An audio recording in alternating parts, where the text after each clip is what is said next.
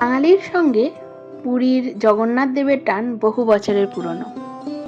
সমুদ্রের গর্জন আর গজা খাজার মিষ্টি গন্ধের মাঝে যখনই আমরা নীল সমুদ্রের এই শহরে পা রাখি, সিংহ দুয়ারের সামনে গিয়ে চোখ দুটো আপনা আপনি উঠে যায় মন্দিরের চূড়ার দিকে।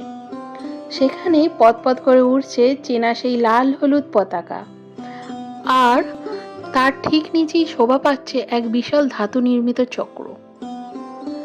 কিন্তু এই মন্দির শুধু ভক্তি আর বিশ্বাসের জায়গা নয়, এর পরতে পরতে লুকিয়ে আছে এমন কিছু রহস্য যা আধুনিক বিজ্ঞান ও স্থাপত্যবিদ্যাকেও বড়সড় ধাঁধায় ফেলে দেয় আজও। আসুন আজ সেই অলৌকিক গল্পগুলোই একটু নতুন করে চিনে নেওয়া যাক।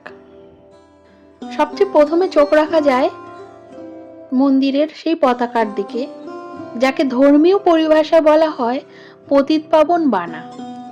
পুরীর মন্দিরের ক্ষেত্রে একটি অদ্ভুত বিষয় লক্ষ্য করা যায়, যা প্রকৃতির স্বাভাবিক নিয়মের চেয়ে একেবারে বিপরীত। সাধারণ বিশ্বাস এবং চাক্ষুষ অভিজ্ঞতা অনুযায়ী বাতাস যেদিকে বয়, এই পবিত্র পতাকা সবসময় তার উল্টো দিকে যেন ওড়ে। বিজ্ঞান আজ পর্যন্ত এর কোনো সুনির্দিষ্ট ব্যাখ্যা দিতে পারেনি।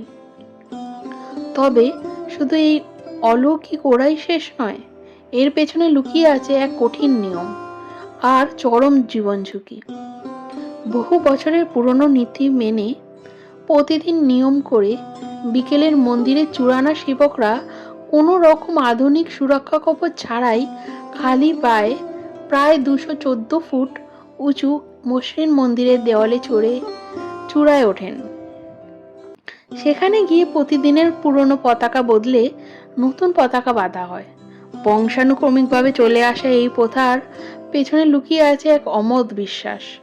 বলা হয়, যদি কোনো একটি দিনও এই পতাকা বদলানোর কাজ বন্ধ থাকে, তবে মহাপ্রভুর এই পবিত্র মন্দির নাকি দীর্ঘ 18 বছরের জন্য বন্ধ করে দিতে হবে। আর এই কঠিন নিয়মের কারণেই শত ঝড়-ঝাপটা, সাইক্লোন কিংবা এই মহামারীর মধ্যেও আজ পর্যন্ত এই ধারা কখনো ভাঙেনি। পতাকার ঠিক নিচেই যে বিশাল চক্রটি আমরা দেখতে পাই, তার নাম নীল চক্র। সনাতন ধর্মে একে ভগবান বিষ্ণুর পরম শক্তিশালী অস্ত্র সুদর্শন চক্রের প্রতীক বলে মনে করা হয়। অষ্টধাতু অর্থাৎ সোনা, রূপ, তামা, দস্তা, সীসা, টিন, লোহা এবং পারদের এক বিশেষ মিশ্রণে তৈরি এই চক্রটির ওজন প্রায় 1 টন বা তারও বেশি।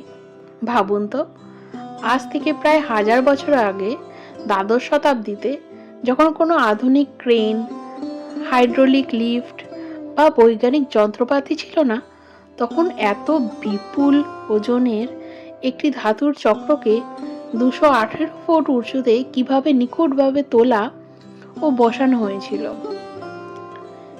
এটি এক মস্ত বড় ঐতিহাসিক বিষয়। এই নীল চক্রের আরও একটি জাদুকরী বৈশিষ্ট্য আছে। আপনি পুরী শহরের যে প্রান্ত বা যে দিক থেকেই মন্দিরের চূড়ার দিকে তাকান না কেন, আপনার মনে হবে এই চক্রটি ঠিক আপনার দিকেই মুখ করে সোজা হয়ে তাকিয়ে আছে। এর কোনো পাশ বা উল্টো দিক আপনার কোনোদিনও চোখে পড়বে না। মন্দিরের চূড়াকে কেন্দ্র করে আরেকটি দৃশ্য আমাদের প্রায় সবারই মনে বিস্ময় জাগায়। সাধারণত কোনো বড় স্থাপত্য বা প্রাচীন ইমারত বা বড় মন্দিরের ওপর পাখিদের বসে থাকতে বা দল বেঁধে উড়ে বেড়াতে দেখা যায়, কিন্তু শতাব্দী প্রাচীন এক গভীর বিশ্বাস ও বাস্তব অভিজ্ঞতা থেকে দেখা গেছে, জগন্নাথ মন্দিরের একেবারে চূড়ার উপর দিয়ে কখনো কোনো পাখিকে উড়তে দেখা যায়নি। এমনকি মন্দিরের গম্বুজে কোনো পাখি কখনো বসেও না। শুধু পাখিই নয়, সুরক্ষার খাতিরে হোক কিংবা আধ্যাত্মিক কোনো কারণে এই মন্দিরের আকাশ সীমা দিয়ে কোনো বিমান বা হেলিকপ্টারের ওড়ারও অনুমতি নেই। এক বুক বিস্ময় নিয়ে মানুষ যখন এই দৃশ্য দেখে, তখন যুক্তি আর বিজ্ঞান যেন পরম শক্তির কাছে এসে শান্ত হয়ে যায়। জগন্নাথ ধাম মানেই এমন অজস্র না বলা রহস্য আর বিশ্বাসের এক জীবন্ত কোলাজ। এই অলৌকিক ঘটনাগুলি কি শুধুই প্রকৃতির কোনো খেয়াল?